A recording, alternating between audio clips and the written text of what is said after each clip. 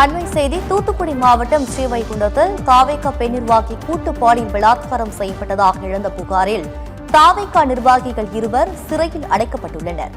தகவல்களை எமது செய்தியாளர் மணிகண்டன் வழங்க கேட்கலாம். மணிகண்டன் வணக்கம், கூடுதல் விவரங்கள். வணக்கம். ஸ்ரீவைகுண்டத்தில் தமிழக வெற்றி கழக நிர்வாகிகளால் கூட்டு பாலியல் பலாத்காரம் செய்யப்பட்ட சம்பவத்தில் 2 தமிழக வெற்றி கழக நிர்வாகிகள் கைது செய்யப்பட்டுள்ளனர். மேலும் இதில் புதிய தகவலாக இதில் பாதிக்கப்பட்டிருப்பதே தமிழக வெற்றி கழகத்தின் பெண் நிர்வாகி என கூறப்படுகிறது.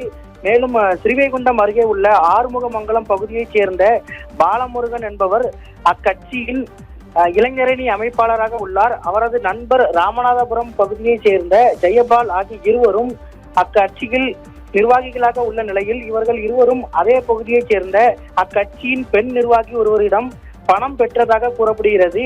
நீண்ட நாட்களாக இந்த பணத்தை திருப்பி கொடுக்காமல் இழுத்தடித்த நிலையில் பணத்தை உடனடியாக திருப்பி தரும்படி அந்த இளம்பெண் கேட்டுள்ளார்.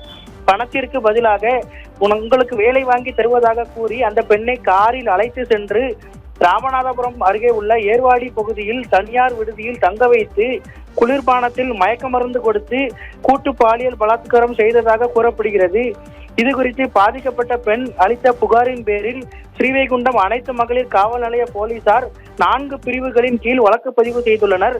அதாவது ஆள் கடத்தல், ஏமாற்றுதல், கூட்டு பாலியல் வன்கொடுமை மற்றும் குற்றவியல் மிரட்டல் ஆகிய உள்ளிட்ட 4 பிரிவுகளின் கீழ் வழக்கு பதிந்து கைது செய்து சிறையில் அடைத்துள்ளனர்.